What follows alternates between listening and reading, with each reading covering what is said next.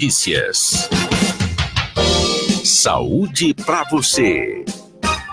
Agora 5 da tarde, mais 36 minutos em Manaus. Ao vivo também agora por meio do nosso Facebook, na nossa página na internet, você pode interagir com a gente.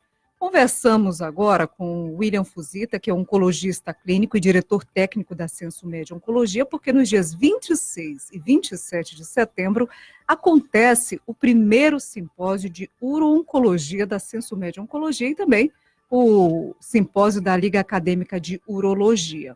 Os eventos ocorrem em parceria com o Instituto Sensomed de Ensino e Pesquisa. Seja bem-vindo novamente, depois de um tempo aí longe aqui da equipe. Voltou, hein, doutor? Eu que agradeço o convite e sempre fico lisonjeado aí por vocês me receberem tão bem. Assim, é só vocês convidarem mais, que eu venho mais vezes. Atendendo a pedidos, né? Eu tô de volta. Agora, doutor William, esse evento dos dias 26 e 27 vai reunir diversos especialistas para a apresentação de temas relacionados ao câncer do trato urinário. Eu gostaria de saber do senhor como é que está a incidência desse tipo de câncer aqui na nossa região.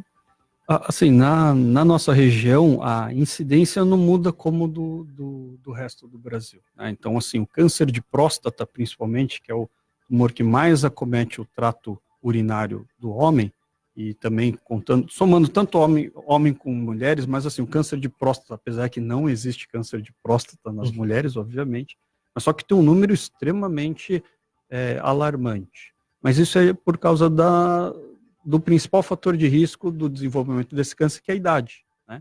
Então, o homem, quanto mais idade vai passando o tempo, vai adquirindo, infelizmente aumenta o risco do câncer de próstata. Então, as discussões nesse principal tumor da região urológica do homem, em todo evento que vai discutir câncer, tumores, os mais incidentes, o câncer de próstata sempre entra na discussão por causa do grande acometimento que a gente tem da nossa população. Só que no Brasil a gente espera mais de 70 mil casos novos todo ano, né? Aqui na região norte, a gente espera em torno de 600 e 700 casos novos de câncer de próstata aqui no nosso estado. Então, se a gente parar para fazer um comparativo entre os tumores, o câncer de próstata só perde para o câncer de colo de útero. Aí depois vem o câncer de próstata e depois vem o câncer de mama aqui no nosso estado. Então, aí a gente acaba fazendo a gente sempre chamar a atenção. Não tem relação com esse simpósio, mas do câncer de colo de útero, que é um tumor 100% prevenível com a utilização da vacina contra o vírus HPV. Então, em todo espaço que vocês abrem para a gente sempre vai falar do câncer de colo de útero e a sua prevenção, que é o uso da vacina contra o vírus HPV, que a gente consegue prevenir em 100% o câncer de colo de útero. Já o câncer de próstata a gente não consegue evitar. A gente consegue detectar precocemente. Então, assim, a gente consegue identificar o tumor na sua situação mais inicial, a fim de poder indicar o tratamento mais tranquilo para o paciente e, obviamente, com a maior chance de fazer um tratamento curativo. E o quanto que a gente já evoluiu nesse diagnóstico, né? A gente tem um período de 10 anos, aí de repente, de 10 anos para cá, né? A gente tem uma evolução, mas esse acesso a esse diagnóstico por parte da população também melhorou? Melhorou e muito. Melhorou principalmente com o desenvolvimento daqueles famosos exames de sangue para o PSA, né? Então, com a avaliação do PSA no exame de sangue, isso tem aumentado em muito a sensibilidade da detecção do câncer de próstata. Sempre lembrando que não é só o exame de sangue de maneira isolada, tem que fazer o exame de sangue auxiliado do exame físico, que é o exame de toque prostático, que todo homem tem medo, né? Mas o fato é que, se você usa o exame de sangue de maneira isolada, a gente tem uma detecção em torno de 60%. Se você fizer o exame de toque de maneira isolada, em torno de 60% a 70%. Quando você une o exame de toque prostático mais o exame de sangue do PSA, a gente aumenta a chance de detecção do câncer em 96%. Então, por isso a importância de juntar os dois exames, tanto o exame laboratorial do PSA, como o exame do toque retal prostático. Agora, pode-se dizer que o diagnóstico, então, hoje é bem simples.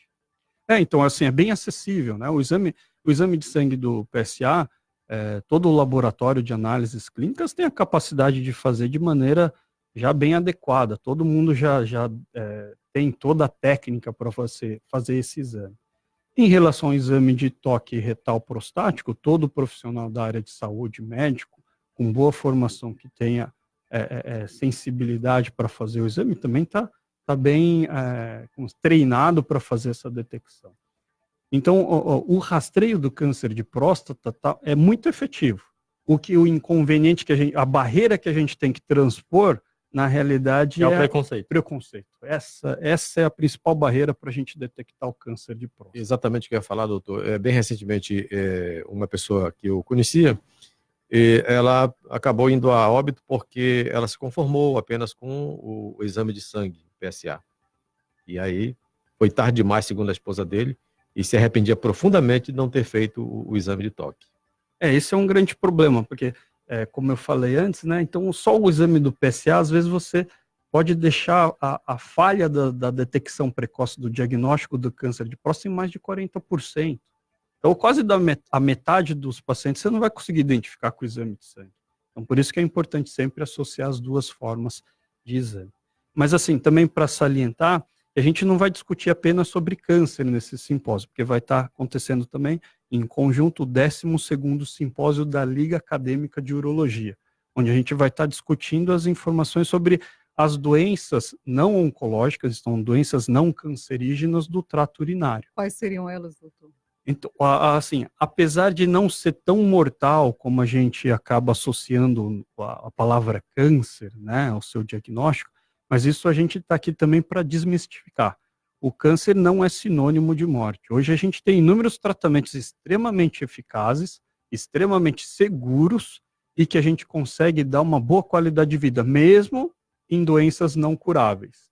Então, assim, obviamente a gente aumentou as nossas taxas de cura, mas também a gente aumentou a nossa taxa de controle mesmo em doenças metastáticas. Então, a gente tem inúmeros pacientes com câncer de próstata, por exemplo, metastático, quer dizer, já esparramou pelo corpo, e a gente está tratando o paciente, e o paciente está andando aí pela cidade e ninguém sabe que ele está fazendo tratamento, ele tem uma vida completamente normal. Mas no simpósio da Liga Acadêmica, a gente vai discutir também as doenças benignas. Então, desde as urgências urológicas, como, por exemplo, uma obstrução por uma pedra de rim, né, um cálculo renal. Para quem já teve essa experiência ruim, a cálculo renal é considerada uma das piores dores que o ser humano pode sentir. Então, isso é um problema extremamente comum na nossa sociedade, principalmente com os hábitos que a gente tem de falta de beber água, literalmente. A gente, cada dia, nosso cotidiano, esse estresse, a gente corre para cá, corre para lá. Esquece de tomar. Esquece de tomar água, esquece de ir no banheiro, esquece de se hidratar de maneira adequada. E aqui a gente mora na região norte do país, um local extremamente... A gente tem um calor, né, forte e também úmido. Então a gente acaba transpirando mais e urinando menos. Então, assim, a necessidade de nós nos preocuparmos com a ingesta de líquido aqui na nossa região. E que isso acaba... Você não bebe muito líquido, está no calor, está transpirando bastante. Então, isso vai servindo uma alimentação também não muito adequada. Então, isso vai gerando riscos da formação do cálculo renal. Isso pode entupir lá o tubo coletor onde vai a urina até chegar na bexiga, que isso causa dores em cólica, assim, que não queira passar perto de uma situação dessa, né? Então, fora isso também, a gente vai discutir sobre infecções urinárias, né, que é uma coisa extremamente comum, principalmente nas mulheres, mas só que é um problema comum que está gerando uma grande preocupação da classe médica, principalmente. O uso desordenado de antibióticos para tratamento de infecções urinárias tem causado o desenvolvimento de bactérias multiresistentes. Então, que isso acaba atrapalhando, que muitas vezes você usa um medicamento, um antibiótico, e você faz o acompanhamento do paciente e você não resolveu a infecção urinária dela. Mas por quê? Porque a bactéria já está resistente a esses antibióticos. Então, o uso desordenado, sem uma orientação adequada, a posologia adequada, o abandono do tratamento, isso tem gerado esses riscos do surgimento de bactérias multiresistentes. Sem falar nas roupas também, doutor. Há uma recomendação médica com relação ao uso de determinados tecidos? Sim, principalmente nas mulheres, né? Então, assim, se a gente for comparar com trato genital masculino, né? Então ele fica exteriorizado. Então é mais fácil a manutenção, né? Então, como o ditado fala, lavou tá limpo, né? A mulher já tem uma dificuldade, principalmente por ser um órgão mais interiorizado. Qual que é o problema disso? Também o uso de determinadas vestimentas, então tecidos mais sintéticos, abafa muito. Então transpira mais. Já diz assim o pessoal da Suzana, da Ciência, né? Água parada cria mosquito da dengue, né? Então assim, líquido parado, situações muito úmidas que você mantém um calor úmido, então serve para gerar proliferação, não só de fungos, mas bactérias também. Então isso acaba facilitando. Então assim, a vestimenta com certeza pode influenciar de maneira negativa na infecção urinária. Então, até mesmo às vezes, uma orientação que às vezes a gente dá para as crianças, principalmente, é a gente utilizar o ferro de passar roupa nas roupas íntimas, né? Então, às vezes a gente tem um costume de lava, pendura, mulheres têm esse costume de lavar no box do banheiro, pendura no box, não deixa tomar a roupa íntima, tomar o sol, porque o sol ajuda a matar a bactéria, né? Então, assim, não deixa ali exposto ao sol, fica lá dentro do banheiro, que já está úmido, outra pessoa entrou para tomar banho, fica tudo aquele... Propenso a bactérias. E propenso Ferro não, é isso, doutor? Oi? Ferro não. Ferro sim. Então, ferro sim, Ah, sim, ajuda. estava Porque assim, entendendo você errado. acaba matando as bactérias com o Entendi. calor do ferro de passar roupa. Então, Queria que o senhor falasse um pouquinho sobre a andropausa. Tem homem aí que não admite nem que isso existe. doutor.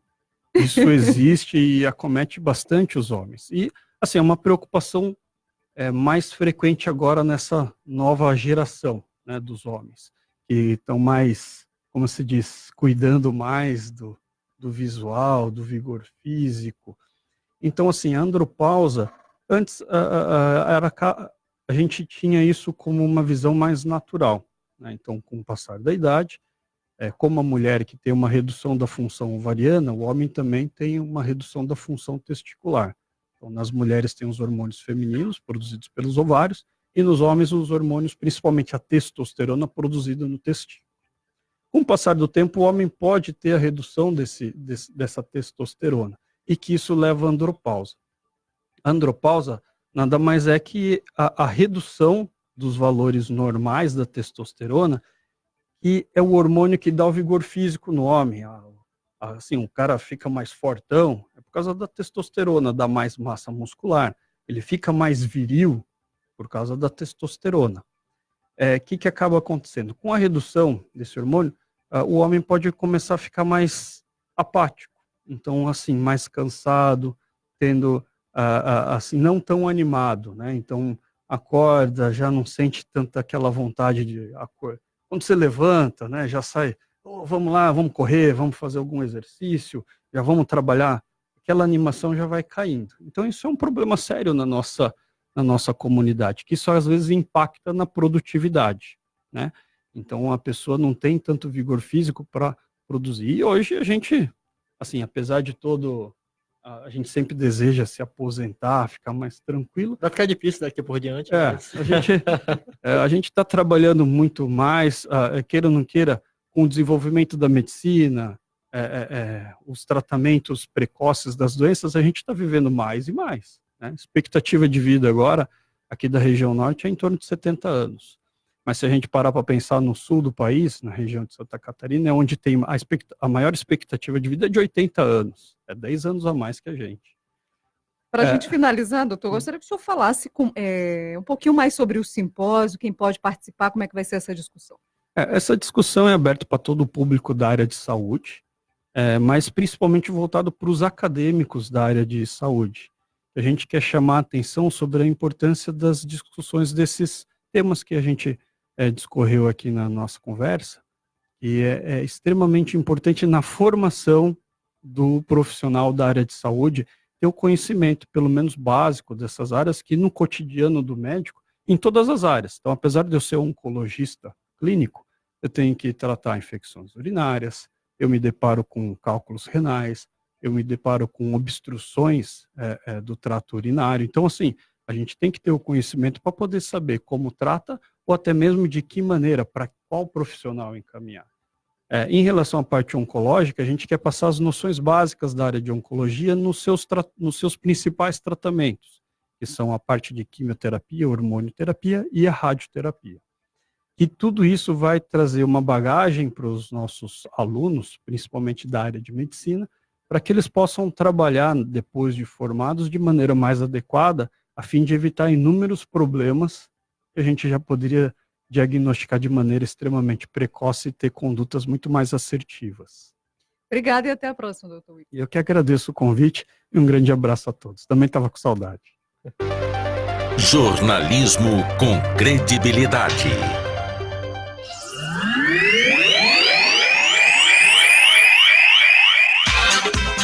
Agora 5h52, vamos falando